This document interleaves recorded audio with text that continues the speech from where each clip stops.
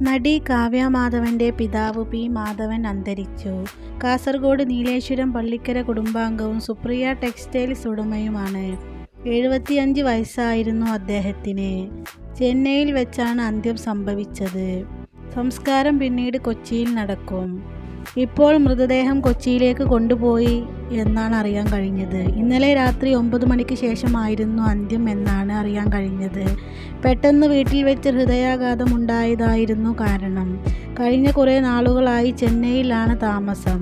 കാവ്യ മാധവനും ദിലീപും അടക്കമുള്ളവർ ഇന്നലെ വീട്ടിലുണ്ടായിരുന്നു. രാത്രിയോടുകൂടി വയ്യാതായി ആശുപത്രിയിൽ എത്തിച്ചെങ്കിലും ജീവൻ രക്ഷിക്കാനായില്ല.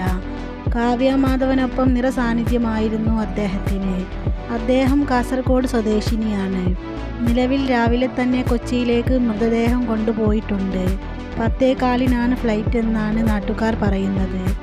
7:30 ചെന്നൈ വിമാനത്താവളത്തിലേക്ക് പോയിട്ടുണ്ട്. ശേഷം കൊച്ചിയിലേക്ക് 11:30 എത്തും എന്നതാണ് സൂചന. ദാരുണമായിട്ടുള്ള അന്ത്യമാണ് അദ്ദേഹത്തിൻ്റേത്. പ്രത്യേകിച്ച് കാര്യപ്പെട്ട അസുഖങ്ങളൊന്നും ഉണ്ടായിരുന്നില്ല. രാത്രി ഉണ്ടായ ഹൃദയാഘാതമാണ് മരണകാരണമെന്ന് പറയാൻ കഴിയുക.